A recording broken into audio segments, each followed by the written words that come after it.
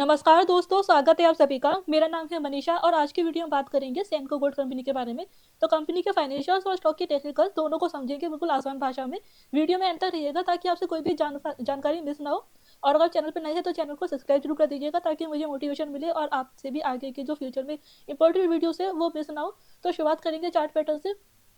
तो हाल ही में लिस्ट हुआ था स्टॉक और अच्छी खासी प्रीमियम पे लिस्ट हुआ था। देन यहाँ पे थोड़ा कंसल्टेशन करने के बाद भी स्टॉक में ब्रेकआउट हुआ है और यहाँ पे इसने छोटा सा कप एंड हैंडल भी बनाया हुआ है। एंड इसका भी जब इसने ब्रेकआउट किया है तो अच्छी खासी तेजी हुई है स्टॉक में। और इसमें करेक्शन कब शुरू हुआ है? मार्केट के करेक्शन के साथ ही इसमें करेक्शन शुरू हुआ था जब वॉर की न्यूज़ आई थी। फिर उसके बाद में यहाँ पे जो है न्यूज़ आई थी कि कंपनी के ऊपर इनकम टैक्स की रेट पड़ी है 29 तारीख को, बट वो न्यूज़ कंपनी ने उसी दिन क्लियर कर दी थी कि ये फॉल्स न्यूज़ है, र्यूमर्स है। तो थोड़ा हमें रिकवरी देखने को मिली थी, बट उसके बाद में थोड़ा कंसल्टेशन हुआ है। तो यहाँ पे ये जो कप एंड हैंडल का जो ये सपोर्ट था, तो यहाँ पे ये तो हमारा फर्स्ट सपोर्ट है 1165 का, और जो सेकंड सपोर्ट था वो यहाँ पे था 1058 का। तो यहाँ पे स्टॉक ने Q2 रिजल्ट के बाद में कंसिडरेशन करना शुरू कर दिया था और उसके बाद में अभी ब्रेक डाउन हुआ है। तो यहाँ पे क्यों करेक्शन हुआ है उसके हम आगे बात करेंगे। अभी यहाँ पे स्टॉक कहाँ तक जाएगा, तो जो फर्स्ट सपोर्ट तुम्हारा रहेगा वो 829 का रहेगा यहाँ पे, और जो सेकंड सपोर्ट रहेगा वो यहाँ पे रहेगा 686 का हमारा सेकंड सपोर्ट रहेगा। तो देखिए मुझे लगता है कि 829 तक तो स्टॉक इजीली आ जाएगा जिस तरह का शार्प करेक्शन हमें देखने को मिल रहा है। अब उसके बाद में ये 688 तक जाएगा या नहीं, उसके लिए दो इंपॉर्टेंट इवेंट्स रहेंगे। एक तो स्टॉक स्प्लिट के बाद क्या रिएक्शन देखने को मिलेगा, थोड़ा अप डाउन हो सकता है स्टॉक में। और दूसरा इवेंट जो रहेगा वो रहेगा बजट डे का 1 फरवरी का, और जो उसके बाद मेन इवेंट रहेगा वो Q3 का रहेगा। तो Q3 अपडेट अभी आया था एंड 9 तारीख को Q3 अपडेट आया था और तब से हमें स्टॉक में काफ़ी गिरावट देखने को मिल रही है। फिर उसके बाद 15 को स्टॉक स्प्लिट की न्यूज़ आई थी स्टॉक कंपनी के। तो ये जो बजट डे और स्टॉक स्प्लिट का इवेंट रहेगा ये काफ़ी इंपॉर्टेंट रहेंगे। और बजट डे का क्यों इंपॉर्टेंट रहेगा वो आगे हम डिस्कस करेंगे। अभी हम यहाँ पे गिरावट की बात करते हैं। तो देखिए Q3 रिजल्ट में जो है, Q3 रिजल्ट से इन्वेस्टर इतने खुश नहीं है। हालांकि यहाँ पे रेवेन्यू ग्रोथ की काफ़ी ज़्यादा अच्छी है। जो अक्टूबर मंथ की सेल्स थी वो 1000 करोड़ से ज़्यादा सिंगल मंथ में सेल हुई है, क्योंकि वो वेटिंग प्लस फेस्टिव सीजन था। बट ये कंपनी की सिंगल मंथ की अब तक की सबसे हाईएस्ट सेल्स है। और इस क्वार्टर में 2000 करोड़ से ज़्यादा का रेवेन्यू रहा है, जो कि हाईएस्ट है अब तक का वो भी। और साथ ही हम देखते हैं कि 6000 करोड़ से ज़्यादा का रेवेन्यू TTM में है। एंड अभी जो TTM में जो सेल्स है वो 5694 करोड़ की है। तो यानी कि ये भी काफ़ी ज़्यादा हाई यहाँ पे सेल्स है। और साथ में इसके साथ ही जो एक क्वार्टर और रह जाएगा, तो कंपनी एक्सपेक्ट कर रही है कि ये जो फाइनेंशियल ईयर है 2025 का, ये 19 से 20% की रेवेन्यू ग्रोथ के साथ एंड होगा। और अगर आप सेल्स ग्रोथ देखते हैं तो लास्ट ईयर की 28% की, तो ये भी काफ़ी अच्छी सेल्स है। उससे पहले 15% थी, तो एक अच्छी रेवेन्यू ग्रोथ है 19 से 20% की। साथ में जो SSCG ग्रोथ है, यानी कि सेम स्टोर सेल्स ग्रोथ, यानी कि जो कंपनी के पहले से स्टोर है, यहाँ पे सिर्फ जो स्टोर्स पहले से उनकी बात हो रही है, क्योंकि नए स्टोर जो ओपन करते हैं उनको स्टेब्लिश होने में, उनकी इमेज बनाने में उस लोकल एरिया में टाइम लगता है। तो जो पहले से स्टेब्लिश जो स्टोर्स है उनकी इस क्वार्टर में 13 से 14% की ग्रोथ रही है, जो कि काफ़ी अच्छी ग्रोथ है। एंड स्टड रेशियो जो है वो 10.5% की रेंज में रहा है। ओल्ड गोल्ड रिसाइकलिंग में 38% का कंट्रीब्यूशन रहा है रेवेन्यू ग्रोथ में, और जिसमें से 62% नॉन सैनको कस्टमर्स है, यानी कि जो सैनको के अलावा जो बाकी जगह से, यानी अनऑर्गेनाइज्ड सेक्टर से जो गोल्ड था लोगों के पास, वो अब लोग अनऑर्गेनाइज से ऑर्गेनाइज सेक्टर में शिफ्ट हो रहे हैं। तो ये भी कंपनी के लिए अच्छी बात है, कंपटीशन के लिए अच्छी बात है, क्योंकि ऑर्गेनाइज सेक्टर में थोड़ा कम कंपटीशन रहता है और अनऑर्गेनाइज में थोड़ा ज़्यादा रहता है। तो लोगों का जो बिहेवियर है वो चेंज हो रहा है, कंज्यूमर बिहेवियर शिफ्ट हो रहा है अनऑर्गेनाइज से ऑर्गेनाइज सेक्टर की साइड। ASP एंड ATV यानी एवरेज सेलिंग प्राइस और एवरेज टिकट वैल्यू, उसमें से एवरेज टिकट वैल्यू ज़्यादा इंपॉर्टेंट रहती है हमारे लिए।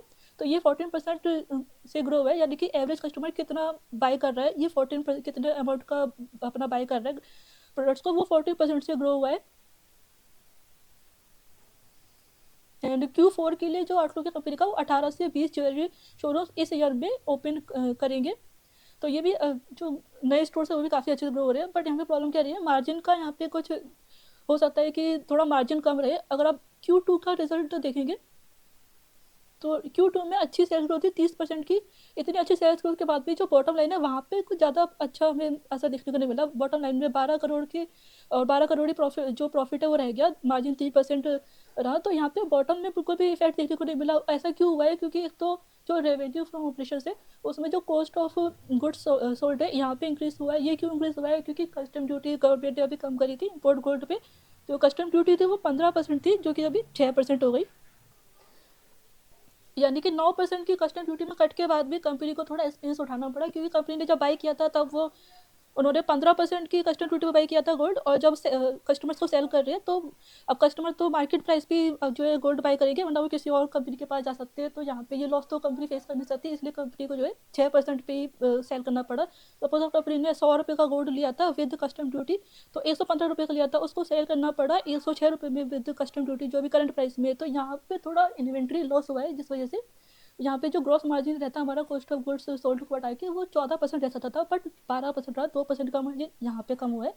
और साथ में अदर एक्सपेंसेस जो इंक्रीज हुए 39% Q2 में।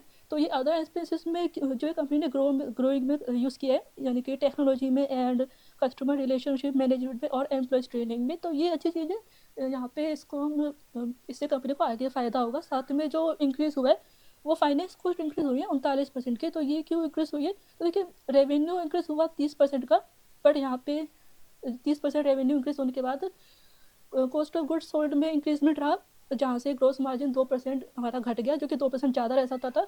और साथ में अदर एक्सपेंसेस में 39% का ग्रो हुआ है, और जो एक बड़ा एक्सपेंस ग्रो हुआ है वो फाइनेंस कॉस्ट में हुआ 39% का। ये इसलिए हुआ क्योंकि गोल्ड प्राइसेस इस ईयर काफ़ी ज़्यादा बढ़ गए थे, ईयर ऑन ईयर पे 20 से 22% के समथिंग बढ़ गए थे। तो कंपनी जो है GML यानी गोल्ड मेटल लोन के थ्रू लोन बाय करती है, गोल्ड बाय करती है, और फिर उसके बाद उस गोल्ड से जो कस्टमर्स को प्रोसेस जो ज्वेलरी बना के जो प्रोसेस होते हैं उससे रीपेमेंट करती है।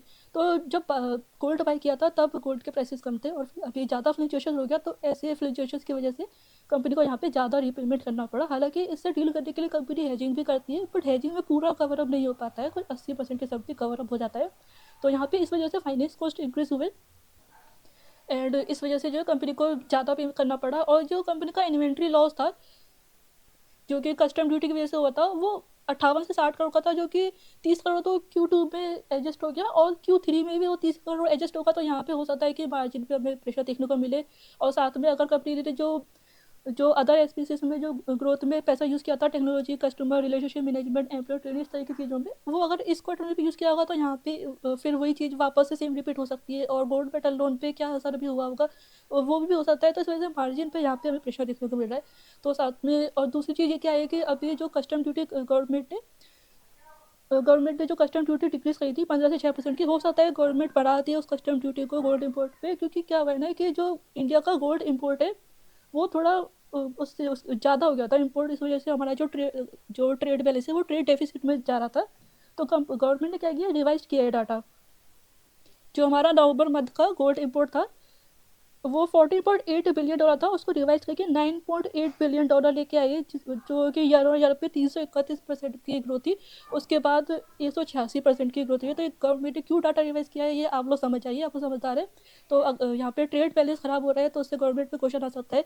तो उस वजह से हो सकता है कि गवर्नमेंट वापस से थोड़ा यहाँ पे इंक्रीज करते हैं। बजट डे पे ये डिपेंड करेगा, इसलिए मैं बोल रही हूँ कि बजट डे भी इस स्टॉक के लिए काफ़ी इंपॉर्टेंट रहेगा। लास्ट ईयर जब गवर्नमेंट ने कस्टम ड्यूटी डिक्रीज करी थी तो फाइनल बजट में करी थी, तो यहाँ पे जो ज्वेलरी कंपनी है उनको भी काफ़ी ज़्यादा देखने को रहता है। इस कंपनी का भी 5% की तेज़ी रही थी उस टाइम पे।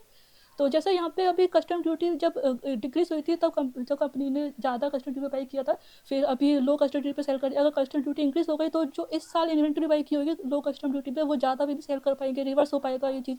बट ये लॉन्ग टर्म में इफेक्टिव नहीं है, क्योंकि ऐसा थोड़ी ना कि कंपनी हमेशा के लिए बाई कर ली एक ही बार में, उसको बाद भी बाई करना पड़ेगा।